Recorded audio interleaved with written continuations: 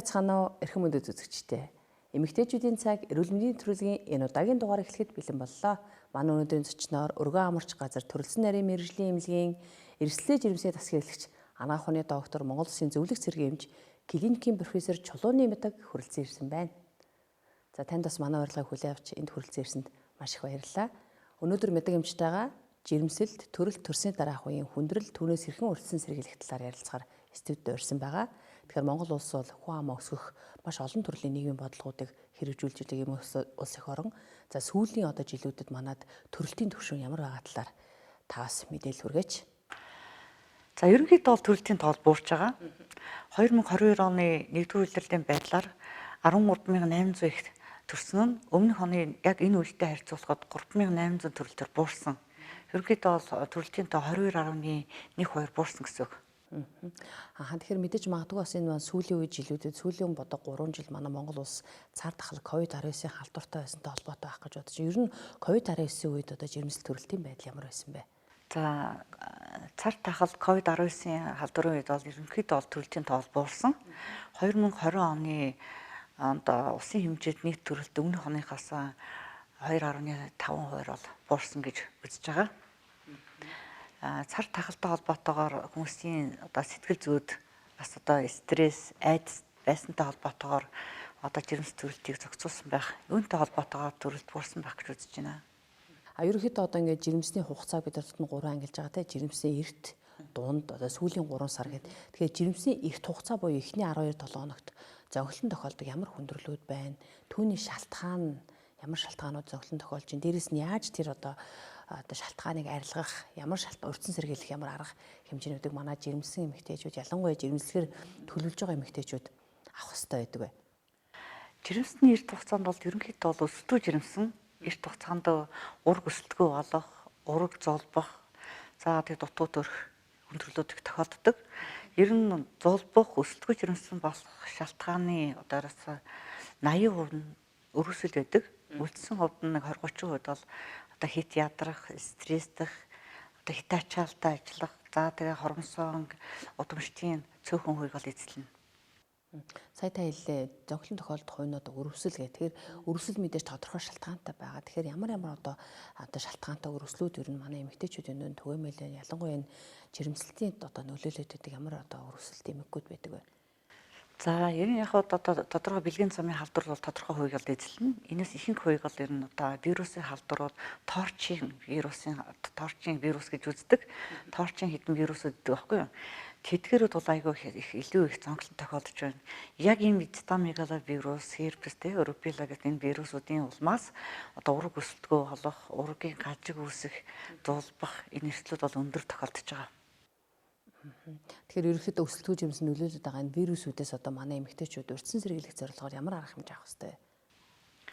За энэхийн тулд их эрсдэл энэ шинжилгээд амрагдах. Жирэмслэхээс өмнө ер нь хүн биеэ эргэлжүүлэхийн тулд бүх шинжилгээ вирусын халдварын шинжилгээ байна уу те? Бэлгэн замын халдвар байна уу? Эргэтэн системийн эмгэг байна уу? Биеэ бэлтжиж жирэмслэх ёстой. Тэгжээж илүү энэ урьдчилан сэргийлэх арга хэмжээ маань илүү өөр өгөөжтэй болох нь тийм ээ. Тэгэхээр энэ жирэмсний дунд хугацаанд ямар хүндрэлүүд илүү тохиолдож байна? Ялангуяа танаа амарч газарт ямар хүндрэлүүд илүү их тохиолдож байна? Эмч эмнэлгийн байгууллага ажилчид ер нь ачаалтаа ажиллах ямар нөхцлүүд илүү бүрдэж байгаа юм шиг танд ер нь бодогдож байна. Жирэмсний их нэг нь эмнэлэг твдэж байгаа. Манай жишээ манай эрсдэл жирэмсний тасаг твдэж байгаа их хүний ерөөсөө ураг зулбахаар завдж байна. Ураг дутуу төрөхөөр ирлээгээд тооностаа өгрөө зөвлөж ирдэг. Ер нь дутуу төрөхөөр завдж гэсэн юмштай хэвтгсийн ихэнх хувийг бол эзэлж байгаа. Эдгээрүүд нь ихэнхдээ дандаа эргэтэн системийн эмгэг дээр суурилсан. Жишээлбэл жирэмсэн эмэгтэйчүүд дээр цус багтал юм уу, шээс бэлгэн замын халдваруудын улмаас тэр умаад бол ураг хэвийн байдлаар хэвийн өсөн торноход бол хэцүү байдалд болгож байгаа байдалд хүргэдэг. Өөрөөр хэлбэл цус багталтай ээжээс иргэдэх цусны хэмжээ бага болохоор хүчил төрөгчөөр хангацсан цус нь эксер дамжаад урагт очихдоо дутагдaltaй очно.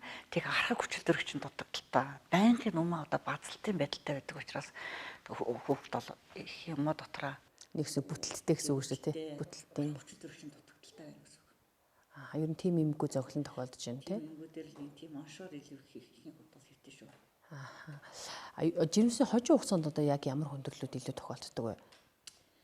Жирэмсний хожим хугацаанд одоо хэвтэгсдийн ихэнх хувийг бол ерөөсөө жирэмсний хожим хордлого. Жирэмсний хожим хордлого гэдэг бол ерөөсөө л одоо даралт игсэх, хавгнах, шээсэн дуурах гарах гэх. Энэ жирэмсэн хожим хорлого ингээ хүнд хөнгөн гэж яддаг байхгүй юу. За хөнгөн хэлбэрээр яваад байл одоо нэг бас нэг бариад одоо дэглэмээ бариад одоо даралтаа бууруулад хавнгаа бууруулад хоолны дэглэмээ бариад ингээд бол нэг жирэмсний тийх хугацаатай хугацаанд гүйцээж болно.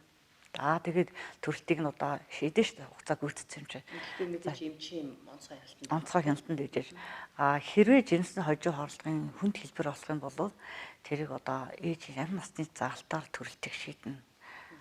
Эхний ээлжинд бол ээж амь наснд аюул тулгарч байгаа учраас жирэмсний хожим хорлогын үед тийм болохоо төрөлт шийдэх юм. Ер нь одоо хэр их төвшөнд байгаа вэ? Ямар төвшөнд вэ? Яг энэ төрлийн одоо яаралтай журмаар хүн ситуац дээр илүү төрөлтийг шийдэх юм одоо тохиолдол ер нь хэр их вэ? Сүүлийн жилүүдэд одоо таны энэ олон жилийн туршлагаас харахад те баг одоо 30 орчим жилийн одоо энэ их барихын салбарт зүтгэсэн энэ туршлагаас үзэхэд ер нь залуу ах үетэй чи харьцуулахад ер нь одоо яг ямар төвшөнд байгаа гэж та харж байна? Одоо энэ бас 10 жил одоо 20 жилийн өмнө л одоо энэ жирэмсний хожим хорлогыг одоо хяналтанд бас муу байдаг байсан болов. Одоо тийм одоо хавантай хүн одоо баг ирэхгүй шүү. Одоо ингээ хөвлийгээрээ бүр ингээ лимон корк үүссэн. За хөлн тэнтэт лаавнаад одоо хөлөө улдаараа ингээ гიშгэж ууч чадахгүй. Бэлэг эрэхтэнгүүтэл ус гүйцэн шиг хавантай. Тийм байдаг гэсэн. Одоо бол тийм баг байхгүй. Ер нь тэгэд одоо хяналт бол энэ харьцангуй сайжирч байгаа. Тэгэхээр манай их барихын тусламж үйлчилгээ, жирэмсний хяналт, төрөх тойрны тусламж үйлчилгээ сайжирч байгааг үзүүлэлт байх гэж харагдаж байна л да тий. Тэгэхээр одоо мэдээж эмэгтэйчүүд маань ингээд төрөх хугацаа нь болоо төрж гин. Тэгэхээр яг төрөлтийн үед ямар хүндрэлүүд илүү зөглөн тохиолдож байна ер нь? Төрөлтийн үед бол ихэнхдээ бол төрөвчнээс сулрал, анх дэх сулрал, хоёр дэх сулрал. За тэгээд ург орчмын шингэн цагаас өмнө гарах бацалт буюу одоо төрөлтийн үйл ажиллагаа ихтэйг байхад ург орчмын шингэн гарахад тэр төрөлийг эмгэг бол явчихдаг байхгүй юу? За тэгэхээр яг нь одоо төрөлтийг чинь гүйцэхийн тулд одоо төрөлтөд явуулахын тулд одоо эмийн аргаар төрөлтийг сэдэж байна. Дээр үед одоо 20 жилийн өмнө ер нь ус гарсны дараагаар төрөлтийн үйл ажиллагаа эхлэх байхад ус гарна шүү дээ. Тэгэд хүлээгээд 2-3 хоног хүлээгээд байж болж исэн байхгүй тэр хөрөө. Тэгээд одоо төрөлтийн үйл ажиллагаа эхлэхийг хүлээгээд одоо бол тэгэхэд бол ер нь хэцүү. Яагаад гэвэл одоо бэлгийн замын халдвар ихсэн, өрөөсөл одоо ихсэн учраас тийм байдалтай удаан хүлээх юм бол өсөх замын халдвар авбал ээжийн насанд бол аюултай ураг нэраад эрсдэл өндөртэй учраас бид нэр энэ хүлээж чаддгүй. Тий ургаа жоохон бэлдээл ер нь ураг оршин шин гарсан тохиолдол ерөнхийдөө бол ер нь төрөлт шийдэх талаа байна. Ер нь энэ төрөх хүчийн сулрал үүсгэх гол шалтгаанууд нь юу вэ? Төрөх хүчийн сулрал энэ ураг орчмын шингэн цагаас урдж гарах, ураг орчмын шингэний хайлс одоо ингэж яах нь цагаас урдж хагарах гэд маш олон эмэлзүү одоо тохиолдлууд байдаг. Тэгэхээр мэдээж энэ бол бас эмэг төрөлтөнд ороо явчихад. Тэгэхээр энэ эмэг төрөлтөд үүсгэж байгаа шалтгаанууд нь одоо ер нь манай эмэгтэйчүүдэд зөнхлөн ямар шалтгаанууд эзэлж байгаа шиг байна. За тэгвэл одоо эмгэг төрөлт болоход жишээлбэл одоо ураг оршин шингэн цагаас өмнө хугацаа төрөлт эхлэхээс өмнө гарна гэдэг бол ерөөсөө зүгээр хүний эрүүл хүний ураг оршин шингэн гарах бол ховор штэ.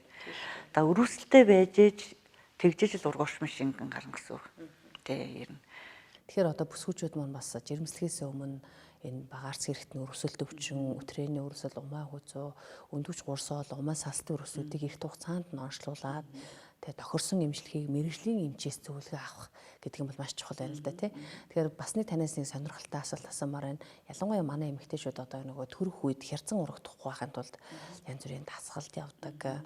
За дээрэс нь одоо массаж хийлээдэг гэдэг ингээд маш олон төрлийн одоо сүүлийн үед одоо нэг талаасаа бас мод болж байгаа юм арга методикуд бас байна л да. Тэгэхээр та энэ дээр ер нь одоо энэ олон жил ажилласны хувьд ямар санаа оноотой байдаг вэ?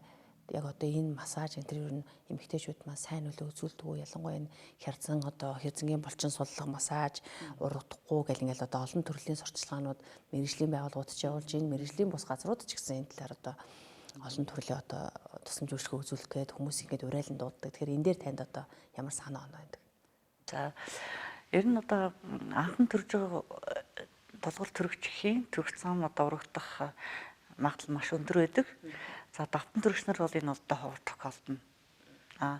За дээр үуч одоо хүмүүс чинь арга түшээл одоо шалаа угаагаал гэрийн ажлыг хийгээл хөдөлгөөн ихтэй байдаг гэсэн. одоо сууж хахас сууж хүртэл одоо шалаа угаадаг. Энэ бол одоо арцх нь одоо хүүхдийн толгой доошлох тий арцх одоо бүчин сулрах төрөлд нь бэлтгэхэд энэ бас нөлөөлж ирсэн. Одоо бол тийм хагас суугаа шалаа угаагаа тийм хөдөлгөөн хийх хүн бол бодвол ховор байх.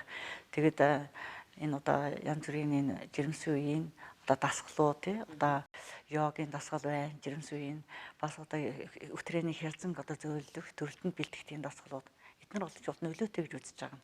Зарим хэдүүд бас одоо би хэрзэн одоо энэ одоо урчин сулруулах одоо дасгалт хийгдэжсэн би төрөхгүй би миний төрөх зам одоо хэрзэн урагдахгүй үдтэй гэдэг багхгүй юу. Гэтэл тэр хүний тухайн хүний хэрзэнгуй ч хүнд өөр байдаг багхгүй. Айгүй өндөр хэрзэнтэй бол одоо хөнгөн сэтлээ төрүүлэх юм ба тэгэхгүй бол одоо урагдаж байсан бол яг жоохон хайчлаа төрүүлэх нь бол илүү ойдолтой байхад айгүй сайхан цэвэрхэн идэгдэг.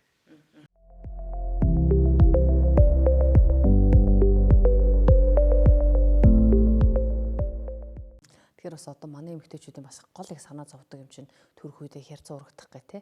Тэгэхээр хэрцэн урагдаад байгаа бас нэг гол шалтгаан нь ердөөсөө бас өтрээний өрөвсөл. Тэгэхээр өтрөө мөн ингээл өрөвсөлгүй байх юм бол маш сайхан одоо өтрээний булчингууд маань сулрна, арц гэролын булчингууд одоо ямар нэгэн байдлаар хэвэршил үүсээгүй байж байгаа бас ийм онцлогтой байдаг тий. Тэр нь өтрээний өрөвсөлтэй тохиолдолд одоо хэрцэн урагдах магадлал маш өндөртэй байдаг. Төрсний дараах төрний ямар зовлон тохиолж байгаа хүндрэлүүд вэ? Төрсний дараа хөндрөл тохиолдож байгаа хөндрөлүүд байна л да. Тэрэн дотор хамгийн ихний ээлжинд бол ерөөсө төрсний дараа цус алдалт. Төрсний дараа шавхрах гарах цус нь 500 мл дотор л гарах хэрэгтэй. Тэрнээс дээшээ алдаж байгаа цусны хэмжээгээрээ цус алдалтын одоо шок гэж ярьдаг аахгүй юу? Цус алдалтын шокыг тэрхээр үнэлнэ. Тэгэхээр одоо төрсний дараах цус мэдээж ингээд эми үүсэж гин онш тавигдж гин эмчилгээ тусламж үйлчлэг үзүүлж гин тий. Тэгэхээр төрсний дараах одоо цус алдалтыг үүсгэдэг эрсдэл хүчин зүйл юу вэ? Тэрнээс манай эмэгтэйчүүд яаж сэргийлэх вэ? За жишээлбэл одоо төрсний дараа цус алдахад цус багталтаа суур өвчт одоо ерөнхий одоо архив тийм цус багталтай ээж цус алдахад бол ер нь одоо жоохон бага хэмжээний цус алдсан ч гэсэн айгүй хурдан хугацаанд хөндрөх магадлал өндөртэй. Тэгэхээр суур цус багталтгүй байх хэрэгтэй. Тий. Ер нь цус багталтгүй ээж бол одоо ер нь одоо биенжийн ихтэй тийм усуудад бол одоо ээжүүдэд бол цус алдахад одоо 1000 мл цус алдахад тэр жин багтаа суур цус багталтай ээж 1000 мл цус алдах хоёр бол нэлээд ялгаатай шүү.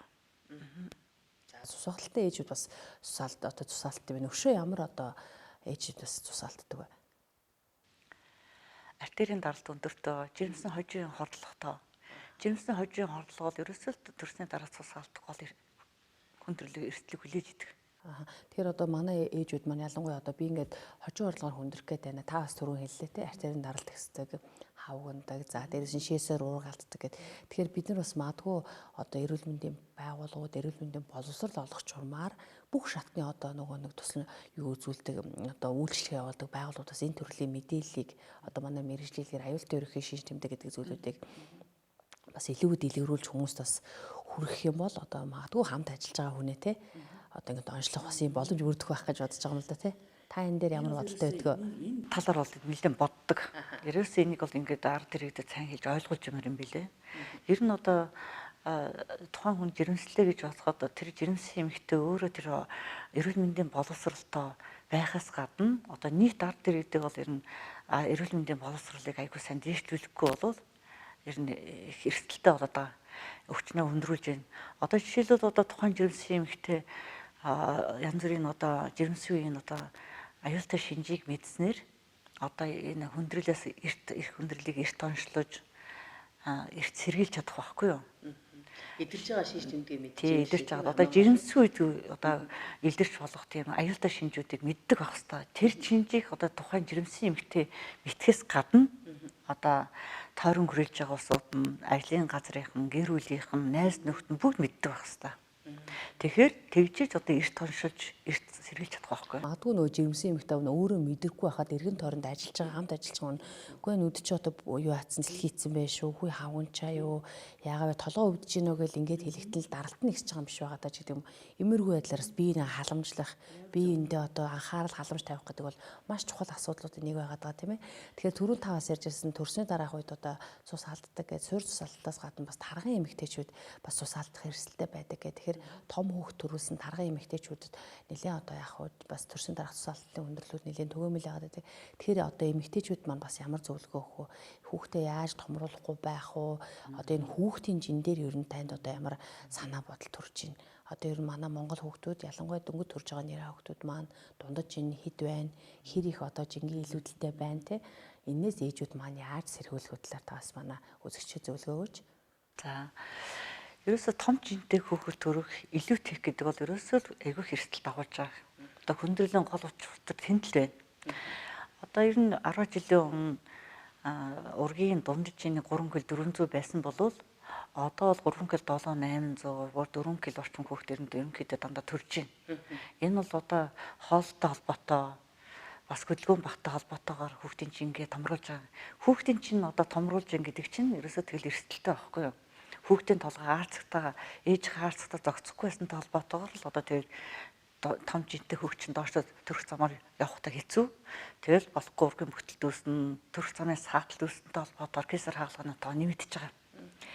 Кесар хагалгааны тоо нэмэгдэхин хэрээр бас эрсдэл дагуулна. Ихсийн эмгэг бэхлэгдэлт үүсэж байна. Кесар хагалгаад олон дахин кесар хагалгаа орцсон, одоо ихсэн төрүүлсэн, сорвин дээр байрлцсан, давсганы ханлуу судасжилтаа өгсөн байгаа тохиолдолд бол хагалгаа бол эрсдэлтэй явагдсан, цусалталт ихтэй. За цаашлбал одоо хүний их яамнасанд аюултай. Тийм болохоор одоо манай чинь бол одоо хүүхдийн чинь ихсэнтэй холбоотойгоор бас ингээд кесар хагалгааны тоо бас давхар нэмэгдэж байгаа шүү.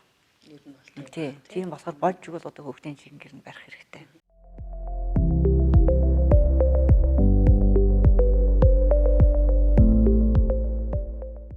Ингээд сүүлийн үед ажиллаад байхад бас залуу одоо насны жирэмсэн эмэгтэйчүүдийг дагуулж байгаа ахиун насны эмэгтэйчүүд маань зөнхлөө асуулт байгаад байдаг л да. Бидний үед ч одоо хизээ юм тоонус байлаа. Хизээ одоо бид нар ингээл байнга л хэвтэл юм тан уугаад ингээ байж исэн би. Яагаад одоо ингээд охид ялангуяа одоо сүүлийн үеийн охтууд маань нэмэх тоонустай болоо дутуу төркөө дайн золбох гэдэг ингээ хэвтээд идэх юм би. Энээс яаж сэргийлэх юм бэ гэл ингээд иймэрхүү асуултууд их байдаг. Тэгэхээр таны тал дээр манай үзэгчд бас нэг мэдээлэл өгвөл. Ер нь одоо яг ийм асуудал бол их тавьдаг. Одоо яагаад одоо бидний үед бол ингэж одоо тоонус гэж юу яадаг ингээд одоо энэ та нар дандаа тоонустай гэж яхаа ингээд одоо л үнэхээр одоо дандаа л одоо би хэлж штэ манай тасагт хэдэж байгаа хүмүүсийн ихэнх нь дандаа одоо ургийн архаг бүтэлттэй дутуу төрхөөр завдаж байгаа өгрөөцтой гэж ингэж ирдэг байхгүй юу. Тэдгэрүүд нь дандаа одоо залуу эмэгтэйчүүд л ирж төрж байгаа штэ. Тэд нар чинь тэгээд одоо энэ одоо ч энэ дуцтал нэг нийгэм биологийн хүчин зүйл нь нөлөөлж байгаа агаарын бохирдол амьдралын стресс тэгээ бас хит их ачаалттай байгаа эдгээр нөлөөлдөг баг бас дээрэс нь мэдээж энэ бэлгийн замын халдвар бас зонхлох үйл эзэлж байгаа. За тэгээд өргөслүүд их байна. Эдгээр нөлөөлж байгаа гэж үзэж байгаа. За дээрэс нь хоолтой холбоотойгоор тархалт их өсөж байгаа. Тархалтай холбоотойгоор ургийн жин бас нэмэгдэнэ. Ээжийн жин нэмэгдэхээс гадна ургийн жин нэмэгдэхээр бас төрөлтөнд эрсдлүүлээд байгаа байхгүй юу? Одоо ург удаан төрөлтийн үйл ажиллагааг удааширч जैन, төр хүчний сулрал болж जैन, ургийн давшрах хөдөлгөөнд суларсантай холбоотойгоор удаан хугацаагаар өвтгөж урагч арга хөтөлтөнд орж байгаа байхгүй юу? Тэгэхээр хүүхд бас ингээд одоо муу баалтай хүүхд авах жишээ нэ. За тэгээд ингэхгүй тулд одоо өөрөөр хэлбэл одоо хоолтой зохицуулах хэвээр. За сахарын өвчин, чихрийн өвчнөр өвдөхгүй байх хэвээр тий. Чихрийн өвчтөнд чихрийн шижингээр бол үүж байгаа жирэмсвийн чихрийн шижин бол нэлээд их зонхилж байгаа. Тусан сахар өндөрсөд байгаа. Жирэмсвийн тийм ээ. Тий. Тэгээд энэ одоо хоолтой зохицуулах хэвээр. Ялангуяа одоо сүүлийн үед бэлгийн замаар дамжих халдварууд маань нэлээд их ихсэж байна гэж яриад байдаг. Тэгэхээр энэ тэмбүүгийн одоо талаар та ер нь энэ өвчлөл хэр байгаа юм? Манай Монгол одоо хүмүүсийн бэлгийн зан үйлд ямар өөрчлөлт хийх ёстой гэж харж байгаа вэ? Ер нь тохиолдол ер нь нэмэгдэж байгаа юу? Бэлгийн замын халдвар бол байгаа. 2015-аас 21 оны хооронд нэг юм статистик тоо байд юм билээ. 15-аас одоо 19 онд ковид өмнөх хүртэл одоо жилд одоо 1000 орчмоор тоогоор одоо нэмэгдээд байгаа байхгүй бэлгийн замын халдвар. Тэгээд 19 одоо 20 оноос 2021 онд бол буусан. 1000-аар бууж ирсэн билээ. Тэгэхээр энэ бас хүмүүсийн бас одоо цар тахал холбоотой, айдастай холбоотойгоос энэ хязгаарлагдсан болов гэж үзэж байгаа. Тэгэхээр бэлгийн замаар дамжих халдварууд бас эрт онцлоод эмчилүүлчих юм бол бас нэлээдгүй хувь нь бол бас бүрэн эмчлэгдэх юм боломжтой халдварууд байгаад байдаг. Тэгэхээр бас энэ эсэмэнд амарч ийн гэдэг маань өөрөө бас үндсэндээ бол бас эцэг их аль аль нь эрүүл сарвал байж бас эсэмэнд амарч гэдэг энэ ойлголт бол үлэхгүй байгаа. Тэгэхээр одоо яг одоо бүсгүүчүүдэд та энэ олон жилийн туршлагаас ингээд аваад үзэх юм бол ер нь эсмийн дамарч гэж яг юу хэлж байгаа юм бэ? Ер нь эсмийн дамарчхын тулд эмэгтэйчүүд маань одоо юунд илүү анхаарал хандуулах ёстой вэ гэдэг талаар зөвлөгөө өгөөч. За эсмийн дамарчхын тулд ээж өөрөө эрүүл байж ээж, эрүүл ээжээс эрүүл хүүхэд төрнө. Тийм учраас жирэмсний хяналтандаа эрт орох хэрэгтэй. Жирэмслэлтэд төлөвлөсөн байх ёстой. Гэр бүл төлөвлөлт буюу жирэмслэлтийг өөрснөө төлөвлөсөн эцэг эх хоёр хоёулаа хүссэн байх ёстой. Жирэмслэхээс өмнө бие эрүүлжүүлсэн байх ёстой. Тэгжээж одоо Монголын өрс олон болж эрүүл сарвал хүүхэд төрнө шүү дээ.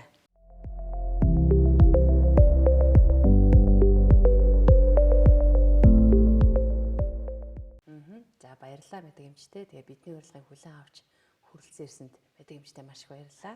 Тэгээ манай студийн хамт олноос танд бас энэ бяцхан одоо эрхэм бичгээр өгж байгаа. Тэгээ маш их баярлалаа. Тэгээ мэдэг эмч маань бол миний мэдхийн 30 гаруй жил их барихын салбарт одоо хүчин зүтгэсэн таны одоо энэ олон сайхан эсмийн дамарч болсон мянган одоо таны одоо хүүхдүүд бас энэ телевизээр хажуугаар үзэж байгаа гэдэгт итгэлтэй байна. Тэгээ бас урилгыг минь хүлээн авч хүрэлцэн ирсэнд маш их гэлалаа. За ингээд эмэгтэйчүүдийн цаг нэвтрүүлгийн маань энэ удаагийн дугаар энэ хүрээд өндөрлөө. Дараагийн дугаар хүртэл баяртай.